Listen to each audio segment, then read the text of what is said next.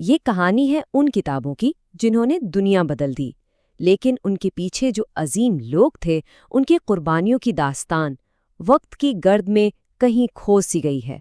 تو آئیے آج اس بھولی بسری میراث سے پردہ اٹھاتے ہیں۔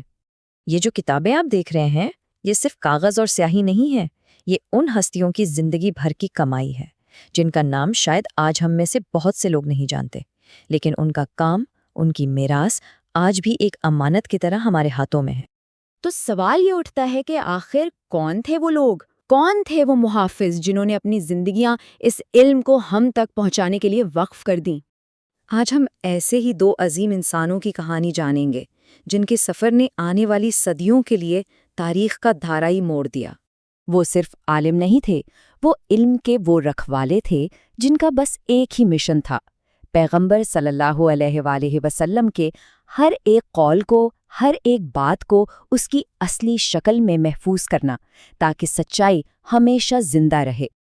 اور ان رکھوالوں میں دو نام ستاروں کی طرح چمکتے ہیں، امام مسلم اور امام ابن ماجہ، حدیث کے وہ دو مضبوط ستون جن کی کتابیں آج بھی روشنی کا مینار ہیں۔ لیکن یہ میراث انہیں یوں ہی نہیں مل گئی، یہ ایک ایسی زندگی کا نتیجہ تھی جو گھر میں نہیں بلکہ سفر میں گزری۔ یہ سچ کی تلاش میں دی گئی ناقابل یقین قربانیوں کی ایک لمبی داستان ہے۔ ذرا تصور کیجئے، امام مسلم کی عمر صرف 14 سال تھی، صرف 14 سال، جب انہوں نے علم کی تلاش کا یہ عظیم سفر شروع کیا۔ وہ عمر جب دنیا کھیل کود میں لگی ہوتی ہے، وہ حق کی پیاس بجھانے نکل پڑے تھے۔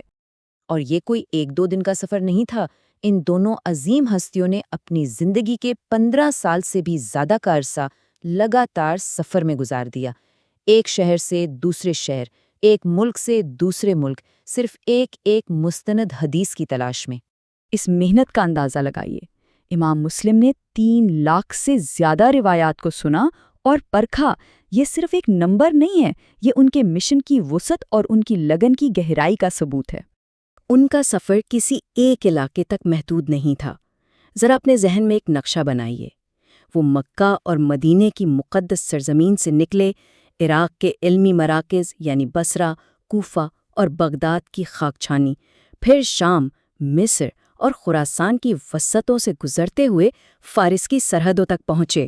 مطلب اس وقت کی تقریباً پوری اسلامی دنیا کا سفر کیا۔ ان کے بارے میں لکھنے والے بالکل سچ لکھتے ہیں کہ انہوں نے اپنی زندگیاں اس مقدس مشن کے لیے وقف کر دیں۔ اللہ ان سب کو بہترین جزا عطا فرمائے، اور یہی وہ جذبہ تھا جو ان کی طاقت تھا۔ تو ان تمام قربانیوں اور مشقتوں کے بعد وہ وقت آیا جب ان کی محنت نے ایک ٹھوس شکل اختیار کی اور حکمت کے وہ ستون تعمیر ہوئے جو آج تک قائم ہیں۔ ان کی محنت کا پھل تھا کتب ستہ، یعنی حدیث کی وہ 6 سب سے معتبر کتابیں جو اسلامی علمی روایت کی ریڑھ کی ہڈی مانی جاتی ہیں۔ ان میں امام مسلم کی کتاب صحیح مسلم قرآن کے بعد مستند ترین کتابوں میں سے ایک مانی جاتی ہے۔ یہ ان کی زندگی بھر کی محنت کا نچوڑ ہے۔ لیکن دوسری کتاب امام ابن ماجہ کی سنن، اس کی کہانی تو خود ایک سفر ہے۔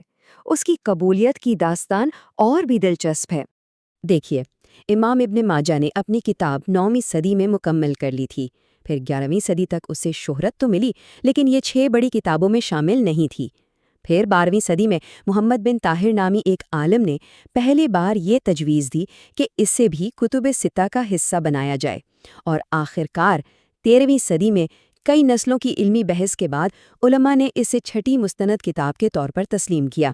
کبھی کبھی میراث کو تسلیم کیے جانے میں بھی صدیاں لگ جاتی ہیں۔